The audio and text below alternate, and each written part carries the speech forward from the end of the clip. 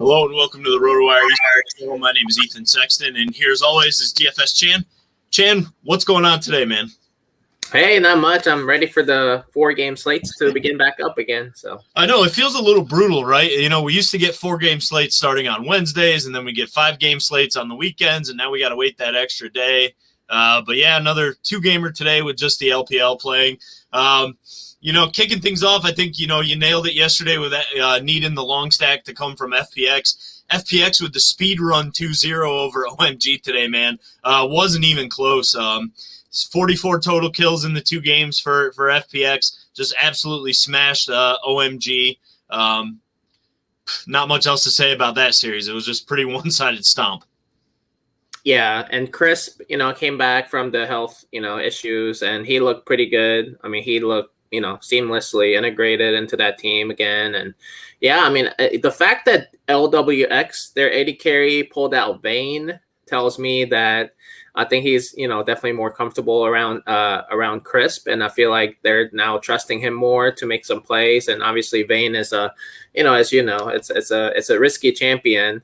So I just feel like, that's a really good sign for FPX. And I feel like Nuguri's form, it's not quite up there yet as he was early in the split. He's trying to figure it out because I think he got solo killed by Nu a couple times throughout the series. I mean, that's not a good sign, but I just feel like he's really good in team fights nonetheless. So I just feel like, FPX will definitely be one of the elite teams, for the rest of the split, in my opinion. Yeah, for sure. In fairness to Nuguri, though, the game where he had a little trouble with Nu, giving up a couple solo kills, it was Renekton into Gwen. He was playing the Gwen. Yeah. Now, I've played this matchup a few times, Chan. Now, I'm Silver North America solo queue scrub over here, so nowhere close to that level. But Renekton does have the early game power in that matchup. Yeah. Gwen is obviously great from level 6 on and scaling, so we'll give Nuguri a little bit of a pass. But, man, if FPX can keep this lineup together, healthy, everybody can just, hang on and play, I still think it's the scariest roster in the LPL. I don't know if you agree with that or not, but I know we're both big fans. Yeah, I agree. I totally agree. Yeah, and OMG now with that loss, they're still in 10th place as of now, but they're 6-6 now, 500 record. Still much improved from the spring split, but they've got a chance of being passed for the final playoff position tomorrow by RNG, and it's looking like they might not end up making the playoffs here, but we'll see how the next few weeks pan out. Yeah, I agree. Yep, so the other series, Chan, was Suning and LNG. Ended up being a pretty close one, 2-1. Suning pulls it out in the end. They kind of dominated game 1. It was lower scoring. They didn't really get that many kills, but they dominated game 1. LNG came back with a close game 2, forcing game 3, and then game 3 was really close. So 2 pretty evenly matched teams here, but Suning able to pull it out, but less than 40 kills across the 3 games. So not too high scoring. Yeah, man, for DFS purposes, yeah, I mean, like you said, we were right about getting the long stack from FPX match. But yeah, in terms of the team actual gameplay, yeah, I mean, LNG was leading in game 3. I feel like they were going to win. They were making some good plays early in the game. And then each team had 3 dragons at the Soul Dragon fight. LNG kind of choked, especially Tarzan. Tarzan choked, in my opinion. He missed a big ult as Sejuani in the mid lane, and then after that, he kind of missed the smite battle against SOFM in that Soul Dragon fight. So I just feel like that just kind of snowballed after that. After Suning got that, and then they got the Baron buff and all that. So I just feel like it really came down to that one dragon fight, and it was really close throughout the entire best of 3 series. So I just feel like, these 2 teams will battle for the, one of the last spots, in the playoffs. I feel like, they're good teams all around. It's just, I don't think they're as elite as, as other teams like FPX and EDG, like we talked about before. Yeah, for sure. 2 solid teams, but 2 teams I don't think can win the title unless Suning really start rounding into smashing form like they were at the end of last year. I don't see it happening. Mm-hmm. But Chan, let's go ahead. We'll jump over to tomorrow's slate. 4-gamer LCK is back, so kicking things off at 4 a.m. East Coast time with a matchup between Gen G and Sandbox. Gen G are minus 350 favorites. I believe the 3rd biggest favorites on the slate behind T1 and RNG. It's the same conversation we have every time Gen G's on a slate, I think. We expect that they'll probably win. This is a matchup they should win, but we don't expect a ton for DFS purposes, which is baked into their price. Gen G are cheaper compared to RNG and T1. Do you like this matchup for DFS purposes, or is it kind of just an avoid for you? Well, I think we kind of have to consider this matchup because the other LCK matchup between Africa and T1 is the slowest matchup, at least statistically. So Gen G as the biggest LCK favorite, yeah, I mean, I think you have to consider it. And Gen G has been playing well, even though they just lost to Damwon and T1. Obviously those are two elite teams in my opinion as well in the LCK. So yeah, but the Sandbox on the other side of the matchup has also been playing pretty well. So I feel like Sandbox definitely has a shot to upset Gen G. But I think that's just definitely, based on the pricing discrepancies amongst these teams, especially amongst the favorites. Like you said, Gen G has always been so cheap on DraftKings. I know they don't tend to score well, but I just feel like on this slate, just the fact that Sandbox is, plays on the faster side and gives up a lot more bets than, their previous opponents on the slates. So I just feel like Gen G is definitely worth a consideration. Yeah, I mean, I think they're definitely worth a cash consideration. For GPP, yeah, I mean, I can definitely see an argument making that because, like I said, T1 and Africa and the other LCK matchup, they play really slow compared to Gen G and Sandbox, at least statistically. So, yeah, I mean, I think they're definitely worth the consideration. Yeah, I think so too. I think for cash, they're definitely, it's hard to say because Sandbox. I think I do agree with you that I would give Sandbox a shot here at an upset, but it does feel like Gen G are the second, safest team on this slate in my opinion, behind RNG. So yeah, I think I don't mind playing Gen G in cash for sure.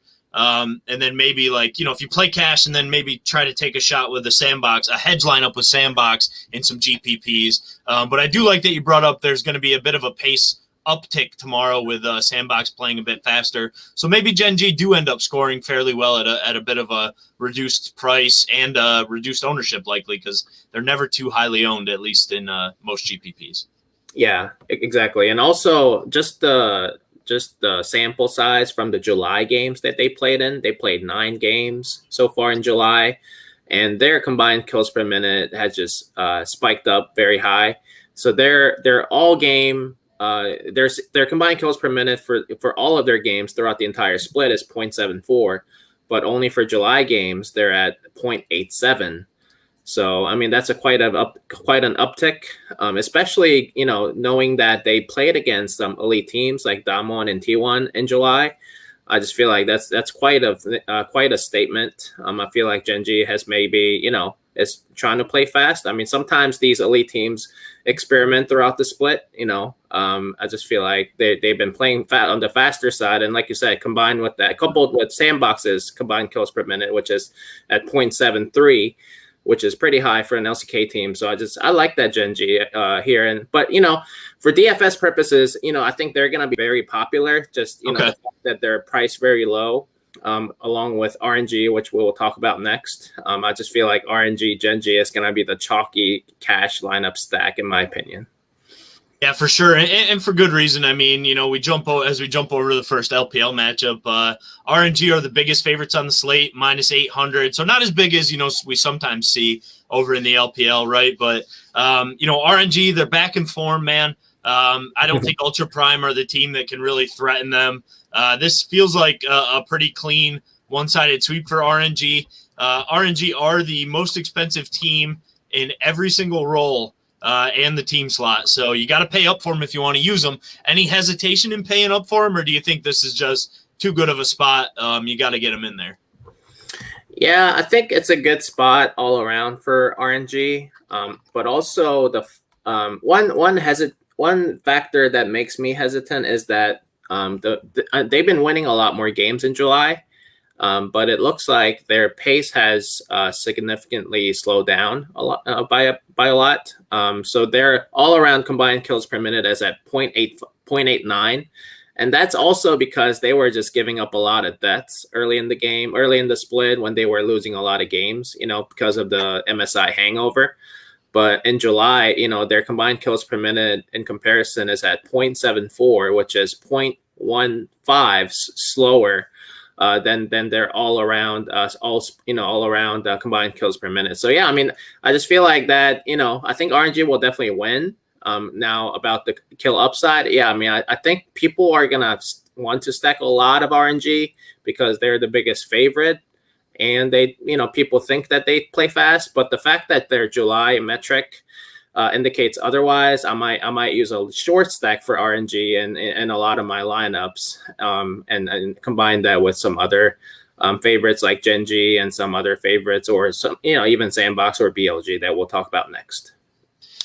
Yeah, no, Chan, see, this is why we need you here, man, as the expert, because, I think this is good discussion, right? Because most people will see RNG as the biggest favorite on the slate, going up a matchup they should smash, right? And they're gonna want to jam in a long stack from RNG. But what you're saying here is that actually the metrics kind of favor Gen G, right? So you can get your long stack from Gen G at a little bit of a reduced price, and then maybe make some more competitive lineups or better combinations by having that 4-man stack at a little bit of a reduced salary. So, we're trying to give you guys the edge here a little bit, and, Chan's busting out the numbers, and we're trying to, cause you know how it is, man. Everybody wants the LPL biggest favorite in the 4-man. So I think, taking a smaller stack of RNG might end up being a nice way to differentiate your lineup without having to do anything crazy.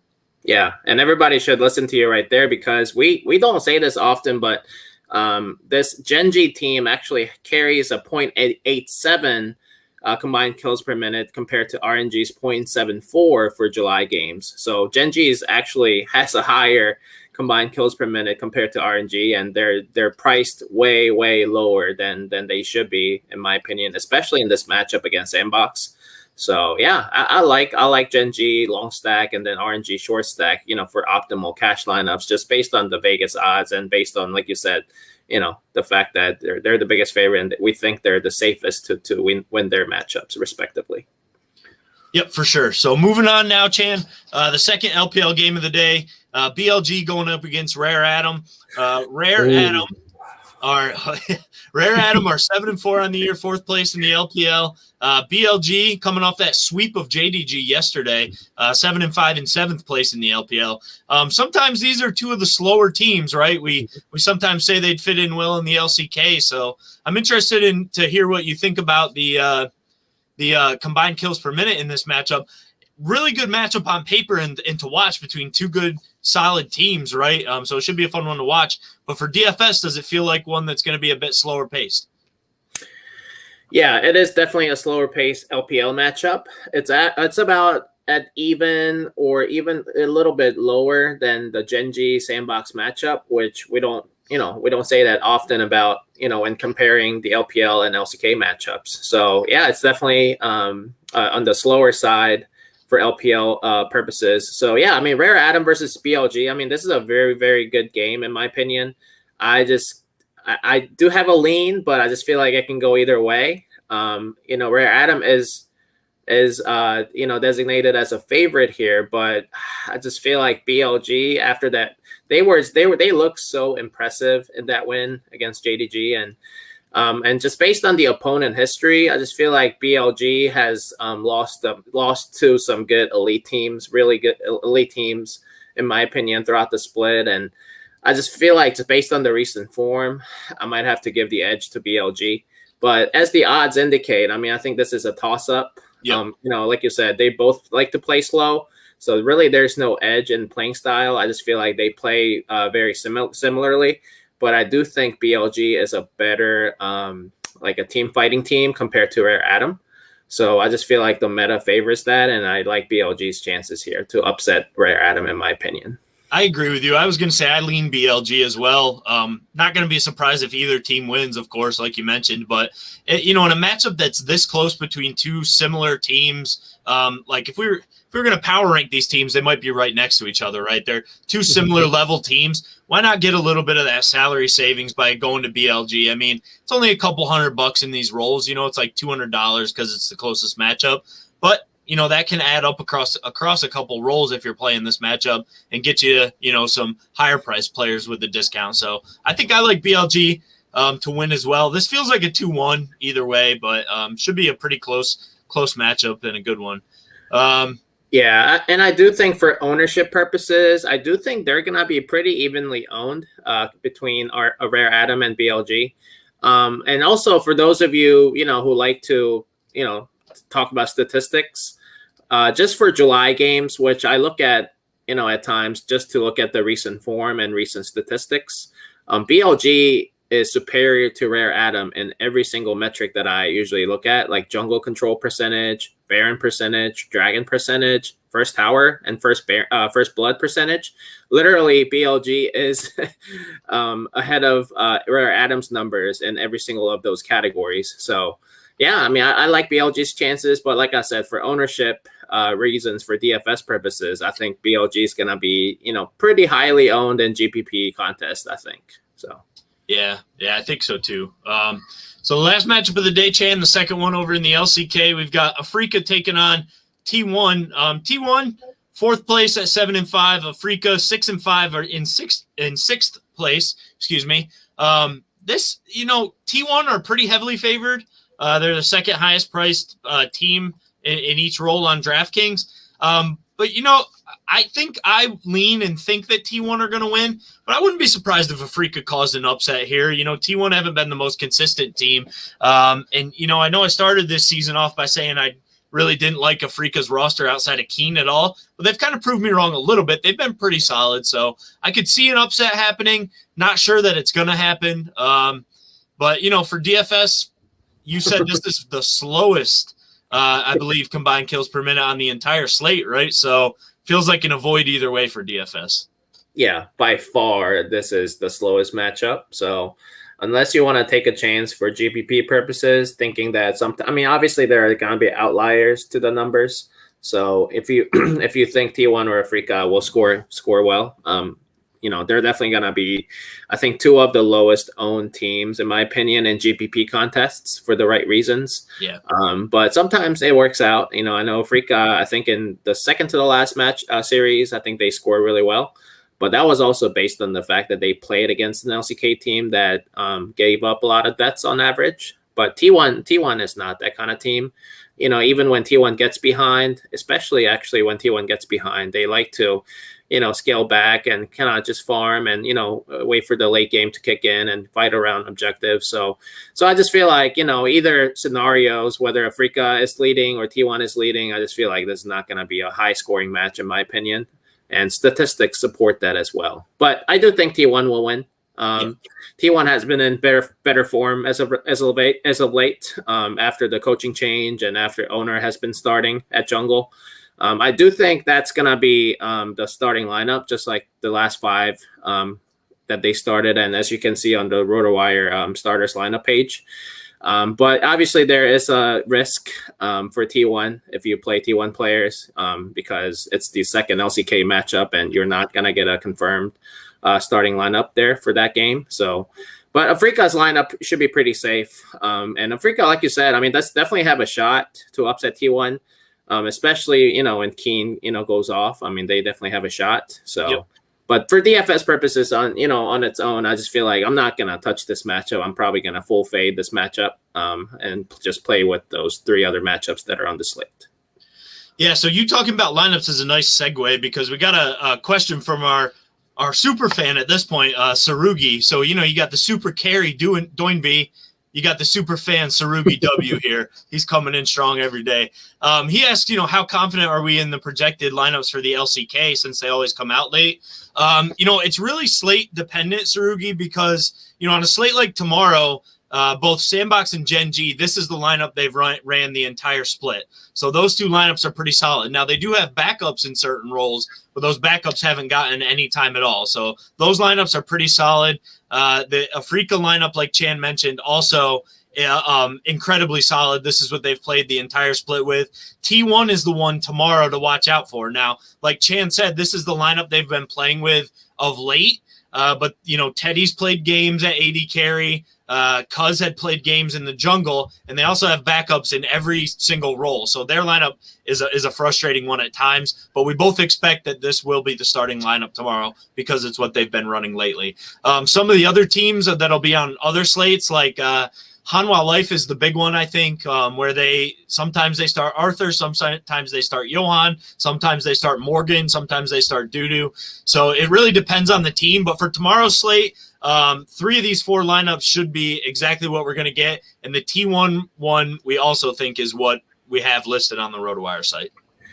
Yeah, and one thing to note is that I feel like LCK has been allowing teams to make some roster changes every week, especially in the second half of the split. And I think they just updated as of July 18th, which was 3 days ago. For Genji, they sent down Karis, which is their backup mid laner, and then Flawless, their backup jungler, back to the Challenger. They're like a minor league development league for the LCK. But they did call up Young Jay, who's going to be their backup jungler instead of Flawless. So we'll see what happens there. But, I just feel like this is a big match against Sandbox. It's not like they're playing against, DRX or anybody like that. So I just feel like Klid is he's pretty safe to assume that he's going to start Klid at jungle. And then let's see, T1 has also called up Hoyt.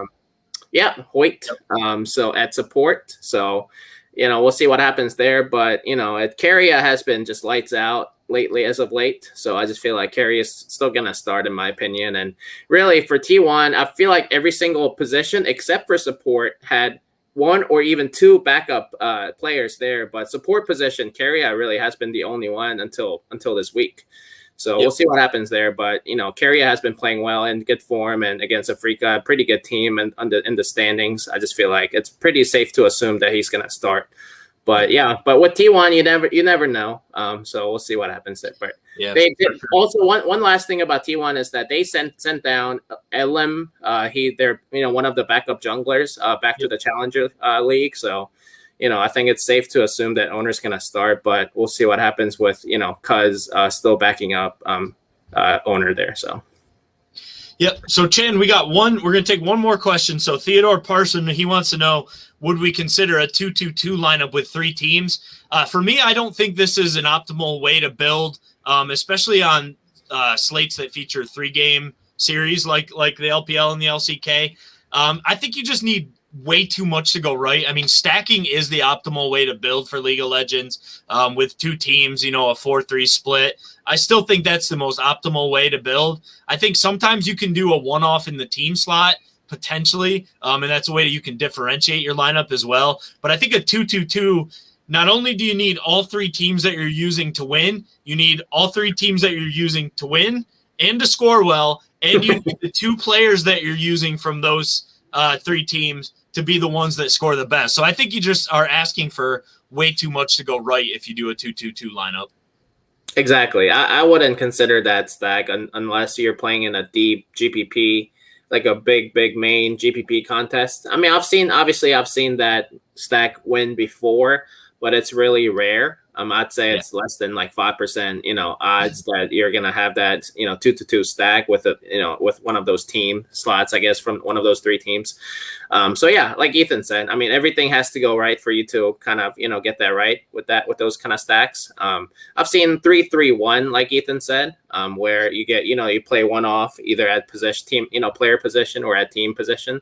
So that's probably more common and gives you a better chance of, optimizing your lineup. And, like we haven't talked about this before. I think Ethan and Andrew have before when they first started League of Legends DFS, but, there are some optimal ways of building League of Legends DFS lineups, and, 4-3, 3-3-1 for GPP purposes, one of those ways.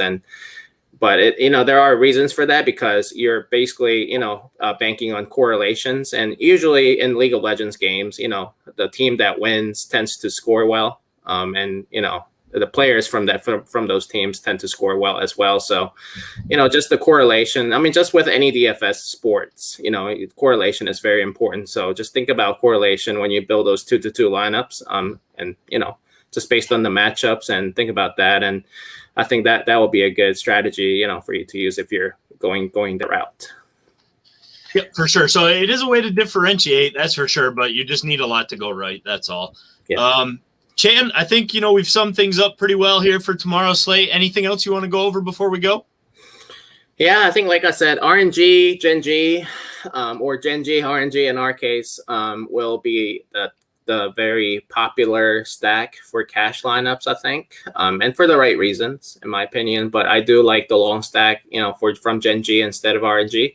But, with LPL teams, there's always a chance that they just love to skirmish and, end up with high kills. So we'll see what happens. But, yeah, RA, BLG, the other LPL matchup, I think it can go either way, like we said. But, I think, Ethan, you and I both like BLG's chances here to upset Rare Adam. So we'll see what happens tomorrow. Yeah, for sure. So it's a good one, fun one. Nice to have 4 games again. If you guys have enjoyed the video, please drop a like and subscribe to the RotoWire YouTube channel. Keeps you up to date on when we're going to be going live. And then, of course, you can always get the video on recording if you can't watch live. If you guys ever have questions and you're not able to watch live, drop a comment. We try to check it out and read the comments, as much as we can. So we'll be checking that and try to answer your question for you. The best way to get in touch with us, though, is to get a free 10-day trial of RotoWire by going to rotowire.com/try. Like I said, free 10-day trial, no credit card required. And then once you're signed up, you can go to rotowire.com/chat. And that'll give you instructions on how to join our subscriber-only Discord server, where that's the best place to get a hold of me or Chan.